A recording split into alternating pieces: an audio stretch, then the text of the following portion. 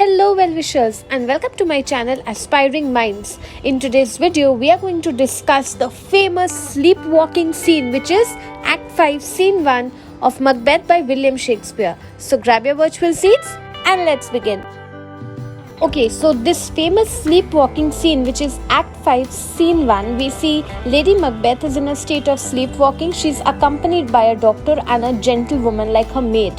Lady Macbeth's actions and words reveal her intense guilt over the murders which have been committed by her and Macbeth, particularly the murder of King Duncan, which has left a lasting impact on her mind. The doctor and the gentlewomen are both disturbed by what they witness, recognizing that Lady Macbeth needs spiritual guidance rather than medical help. Now, Act 5, Scene 1 begins with a doctor entering and a waiting gentlewoman. The doctor says that I have observed Lady Macbeth for over 2 nights, and what I see is that there is some truth that is still hidden and it is not being reported to me. When did you last see her walking in her sleep?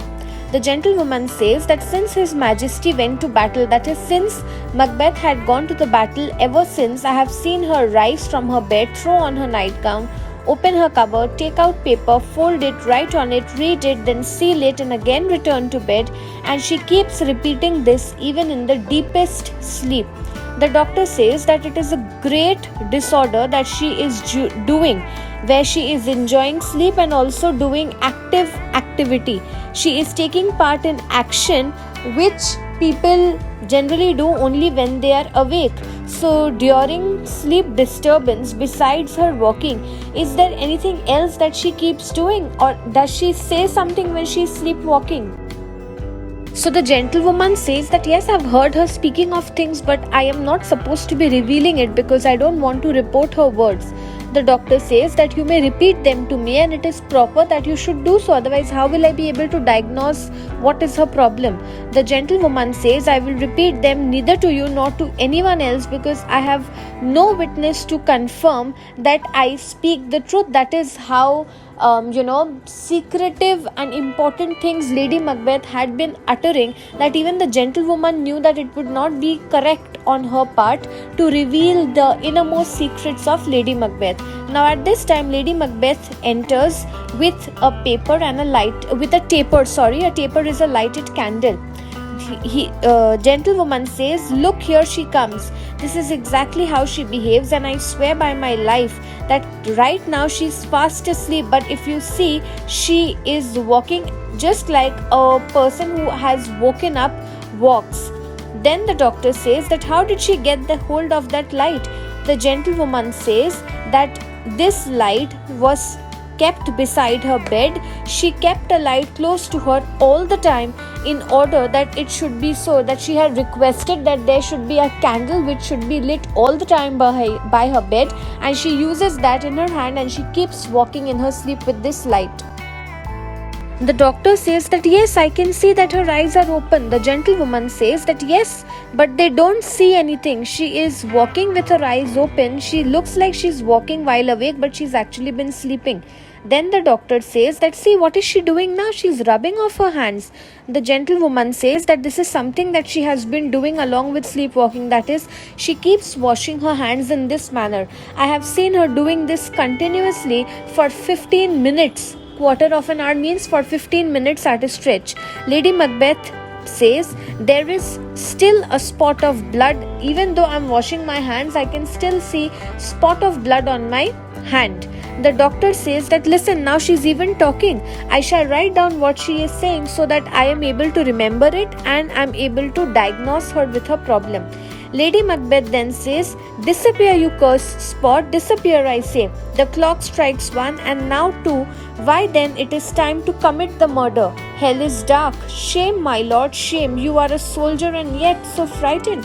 Why should we be afraid of discovery when none can call our authority to explain? So basically, that murder that had been committed by them of King Duncan, that is going on in her mind, and the spot of blood, she is imagining that it is still there on her hand, and the constant rubbing of hands is she's trying to wash off her hands from that blood.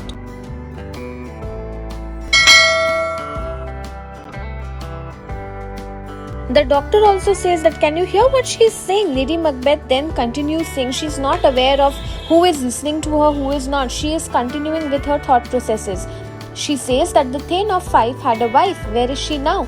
What will these hands never be clean? Stop having your fits, my lord. You are spoiling everything with your show of nervousness. The doctor says, Fie, you Lady Macbeth. You have come to know what you should not.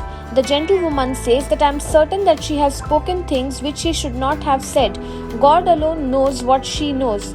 Lady Macbeth then goes on to say that the smell of blood is still here. All the perfumes of Arabia will also not be enough to remove the smell of blood which is there on my hands, and this speech of hers is very, very famous. The doctor says, what a heartbreaking sigh that is. Her heart is heavily loaded with grief. So the fact that the murder of Macduff's children and wife had been committed, she has said that also, and she is also in her unconscious state of mind revealing that Macbeth had been having fits of nervousness, and it was Lady Macbeth who had constantly been that pillar of support in furthering the crimes that Macbeth had been committing one after the other.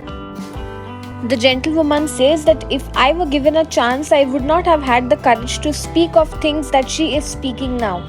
The doctor says, well. The gentlewoman says, may God grant that all gets well with her. The doctor says that this disease is beyond my professional skills, yet I have cases of persons like this who have walked in their sleep and still died peacefully in their beds. Lady Macbeth at this time, as if talking to Macbeth, says, wash your hands, put on your dressing gown, and do not look so pale. I tell you once again that Banquo is buried. He cannot come out of his grave. The doctor says that so that is the secret of Banquo's murder. So they've got to know who killed Banquo. Lady Macbeth, as if again addressing Macbeth, says, let us go to bed. Let us to bed. Someone is knocking at the gate. Come, give me your hand. What is done cannot be undone. So let us now go to bed and forget this matter right over here. Doctor asks that, is that it? She's now going to go to bed. The gentlewoman says that yes, at once she will go to bed. And finally the doctor says that there had been rumors in the air of unnatural deeds, unnatural things which were happening. Guilty minds reveal their secrets through words that burst out in their sleep. She needs the help of a priest more than a physician. God forgive us all. So according to this doctor, it feels as if Lady Macbeth has been possessed and only a priest can bring her out of this possessed state. He says good night. She has made me feel further confused and I feel surprised right now. I too have certain thoughts which I do not have the courage to express, considering that I did not expect Macbeth and Lady Macbeth to be the people responsible for strange events which had been happening in Scotland all this while.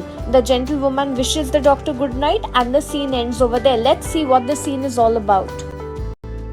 This scene has 4 major highlights. We see Lady Macbeth sleepwalking and obsessive washing of hands symbolizes the excessive guilt that she has for the crimes that she has committed.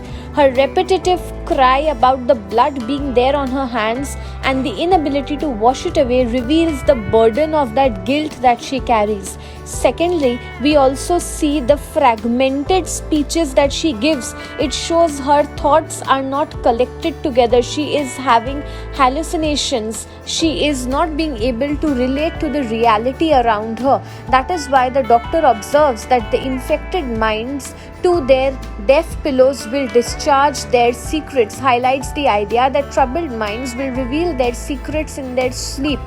Thirdly, Lady Macbeth's words, what's done cannot be undone, highlights the theme of actions which cannot be reversed. Despite her regrets, she realizes that murders cannot be undone. So she is now realizing the seriousness of the situation.